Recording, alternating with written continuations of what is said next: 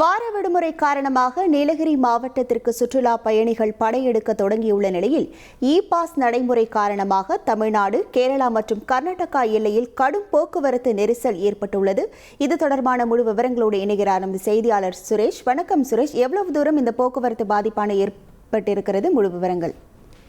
வணக்கம். நீலகிரி மாவட்டம் உதகை மற்றும் கொடைக்கானல் போன்ற சுற்றுலா தலங்களுக்கு வரும் சுற்றுலா பயணிகளின் எண்ணிக்கையை கட்டுப்படுத்தவும் சுற்றுச்சூழலை பாதுகாக்கும் விதமாக சென்னை உயர்நீதிமன்றம் உத்தரவுப்படி கடந்த ஆண்டு நீலகிரிக்கு வரும் சுற்றுலா பயணிகளின் வாகனங்களுக்கு இ பாஸ் முறை கட்டாயமாக்கப்பட்டது. சில கட்டுப்பாடுகளையும் தற்பொழுது விதித்துள்ள சூழ்நிலையை அதற்கான ஆய்வுகளும் நடைபெற்று வருகிறது. ஆனால் தமிழக கேரள எல்லைப் பகுதியான நாடுகாணி சோதனை சாவடியிலும் கர்நாடக மாநிலத்தில் வரும் சுற்றுலா வாகனங்களுக்கு முதுமலை வனப்பகுதியை ஒட்டியுள்ள மசனகுடி பகுதியில் இ பாஸ் ஆய்வுகள் நடைபெற்று வருகிறது. விடுமுறை நாட்களில் அண்டை மாநிலங்களில் இருந்து அதிக அளவிலான சுற்றுலா பயணிகள் வருகை தருகின்றனர்.